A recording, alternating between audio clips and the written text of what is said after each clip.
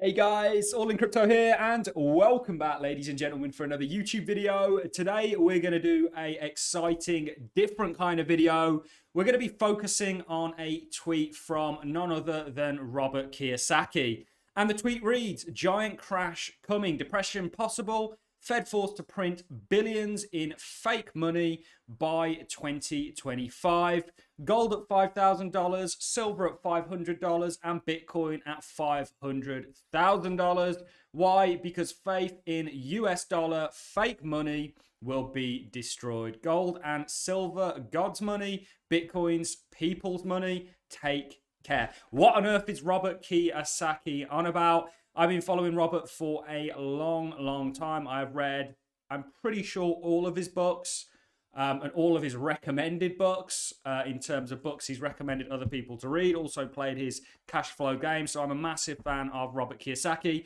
And I think he's been giving people the truth on the fiat systems for years, longer than I've been involved in markets. He's understood them. And I really want to explore what he's saying in this tweet. What crash is he referring to? Well, potentially we're going to take a look at the yield curve for this, which is yet to play out. It is a thought that stays in our mind because even though I invested within the cryptocurrency market for the first time, having got out of the markets last year, at the start of last year, we took an investment into the markets following a discussion I had with my Patreons. Link in the description for anybody that wants to join that. We took a leap back into the market on the 5th of January and we've done very well. And we actually have a somewhat bullish outlook for the cryptocurrency market, you know, over the next 3 to 6 months. And of course, I have a very bullish long-term outlook on blockchain and these systems that exist outside of government systems. But maybe the crash he's talking about is the yield curve inversion that's taken place. We will take a look at this. We're also going to bring up a number of other articles, very well timed for me to make this video. The CBO warns US government risk default as soon as July. Now, this is to do with the debt ceiling.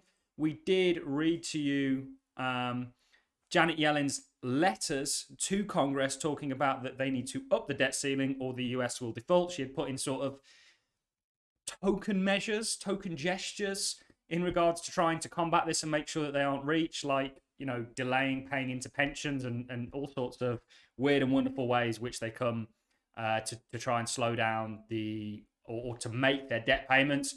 And we had actually said when this news broke that, look, they will just up the debt ceiling. Well, why is this bad? If you understand fiat systems, you understand that they are debt based, so they are inherently inflationary and inherently ever expansive. And this is why if you go and ask your parents what they bought their house for, or in fact your grandparents, they will come up with, you know, buying what is now a 500, 600 grand house for, you know, 8, 12 grand back when they were younger. And this is the nature of the sort of fiat systems that we live in. And things are really accelerating. It's an ever expandatory system that, with the deficits ran by the countries that are out there, just continues to get larger and larger and larger. And the debt ceiling within the US, using it as a specific case, continues to go up and up and up. Will there be in our lifetime, and this is one reason why we're in crypto, and we've been talking about this for nearly 5 years now, the end of the current system as we know it? Now, that means that it could morph into a blockchain backed system from this kind of fiat old school system that's sort of, you know, crawling along the road at this point. I think it's quite likely. But I do think we are going to see an end to the monetary system that we currently have in place. And very, very interesting, recently we have seen central banks made their largest gold purchase in 55 years in 2022 in largely unreported transactions, the World Global Council said today. There was also a monetary shift around about 55 years ago. So let's get into it all. This, of course, was the tweet from Robert Kiyosaki. He's been a big advocate for real money, things like gold and silver, and now, of course, Bitcoin, things that exist outside of government and federal or central bank control. And he's essentially predicting that there's going to be a depression, a crash of sorts, which is going to force the government to print loads of money. Now, one thing that we spoke to you guys about on numerous occasions, we actually started looking at it on the point of 2021, I believe, is the yield curve inversion. So that isn't perfectly on. That's going to wind my OCD right up. So if we go ahead and put that perfectly on the 0 mark, the yield curve inversion, the one that we're looking at is the US 10-year yields and the US 2-year yields. Essentially, there's an inversion, and every time an inversion happens, you get, so the inversion is essentially you're getting more for your 2-year yields than you're getting your 10-year yields. So you're getting paid more for locking your currency up for longer, which shows a real, it's kind of almost like a voting mechanism. It shows a real distaste or concern in the system. And this, of course, is US denominated. This crash that we had in 2019 led to March 2020. This one led to 2008. And of course, this one, or I should say, these two, this was actually when we were in the dot-com crash, but this was the sort of precursor to it, led to the dot-com crash. And this one was the crash of 1989. So this yield curve has accurately predicted a crash every single time it's been at a point of inversion. And you are the most inverted you've been for, what is that, nearly 40 years. Funny that, how the central banks are buying gold for the first time in a similar kind of duration.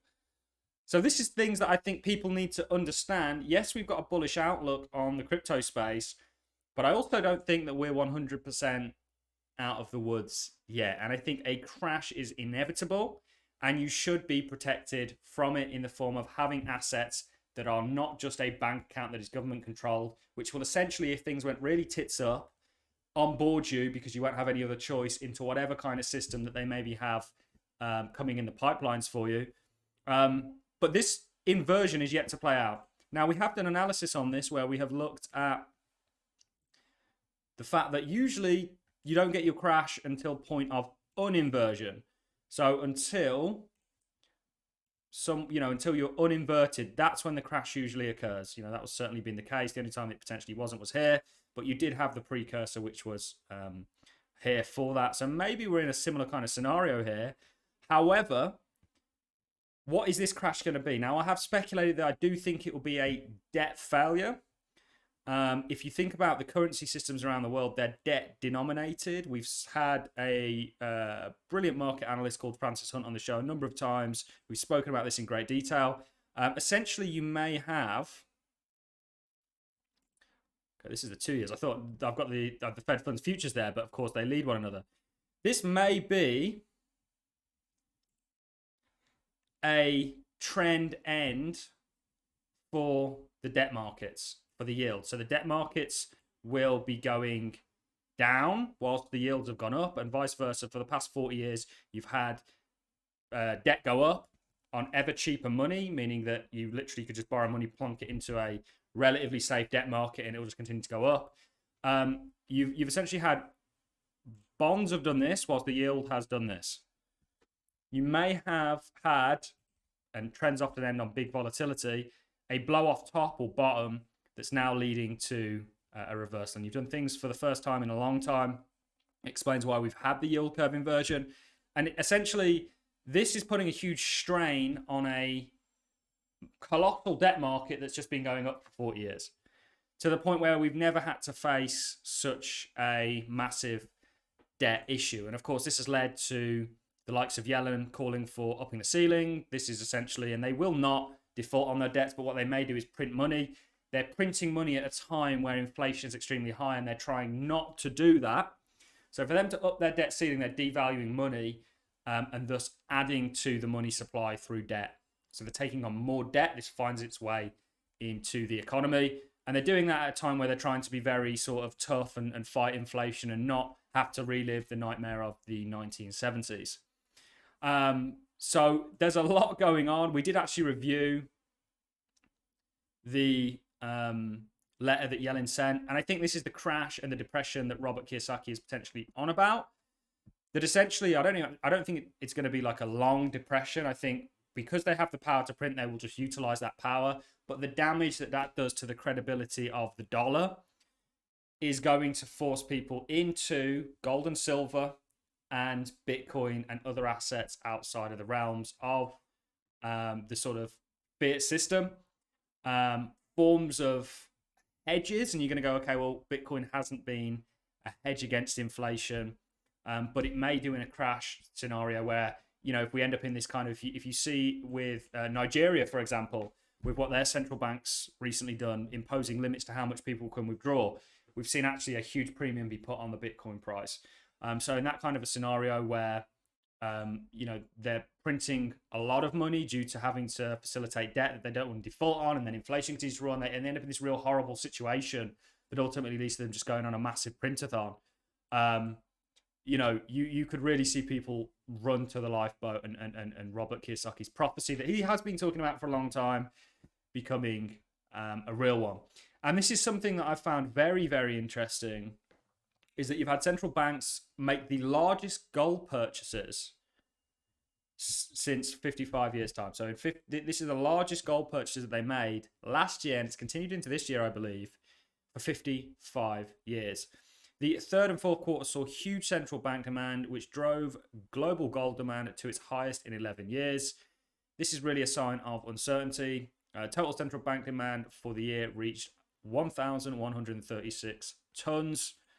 This was another one. Colossal central banks buying drives gold demand to a decade high. Fallout from US sanctions and Russia helped fuel a 18% leap for the purchasing. Demand for gold, it talks about central banks hoovering up gold at a historic rate in the second half of the year. It's very, very interesting. Since 2010, central banks have been net purchasers of gold following 2 decades of net sales. And you can see the real jump up that you've got here. The last time was here under uncertain sort of time periods. It's a very, very interesting time to be alive, ladies and gentlemen. And I do actually envision this. A crash, who knows what that's going to be.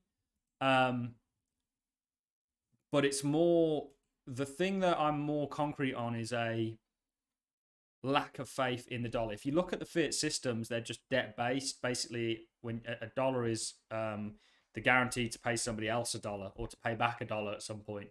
Essentially, that's how money gets printed into existence through commercial banks interoperating with central banks and adjusting the balance sheet. Basically, money is, and it was Adam Smith that said this, an ideology. And once you lose faith in that ideology, people start to dump it, and they start to dump it en masse, and it becomes this death spiral. So I believe we're going to see that in our lifetime with fiat systems, and you guys need to be, or at least have some exposure. It doesn't have to be Bitcoin. If you don't like Bitcoin, whatever, or if you don't like crypto, whatever, but you need to have something outside of a system just in case. And I honestly do think that it's not going to be long, well within my lifetime, and hopefully many of yours, or maybe hopefully not, I don't know, that we're going to see the end of the fiat systems as we know. This is the whole reason why I got into Bitcoin massively in the first place, and crypto, and started sort of studying the philosophy that surrounds it, and the economics around it, I guess, more importantly than anything. And it's certainly something that everybody should be paying attention to. So even though we bought back into the crypto market, we are bullish. If we did end up with whatever the yield curve was predicting as a crash, then of course that would likely tank all markets. But then what you might get as a result of that is a massive printathon, kind of like what we saw in March 2020. You get this crash, and then you get this massive printathon that just inflates everything as people lose faith. And when you're tracking inflation, you're also tracking that inflation against the dollar or the pound or any of these. You're not tracking it against other commodities. And there's things like BRICS going on, all these other nations that are looking to do different things and move away from the dollar. Super interesting time to be alive, guys. On that note, I am going to love and leave you. Stay vigilant. Keep an eye on all of this going on right now. Not saying it's impending doom or anything of the sort. And there's going to be amazing opportunities in this, by the way, guys, if we do end up in a new financial system or a new sort of way that money works and how we interoperate with one another. I mean, that is a real possibility. There are going to be victors and victims of it. I'm here to make sure that as many of you guys out there are victors in whatever situation gets thrown our way, and are at least hedged against it by whatever means you see fear. So that's all I've got for you in this one, guys. If you've enjoyed the content, a like is always greatly appreciated. So is a comment, and I look forward to seeing you all in the next YouTube video. Thanks a lot for watching, ladies and gentlemen. See you in the next one.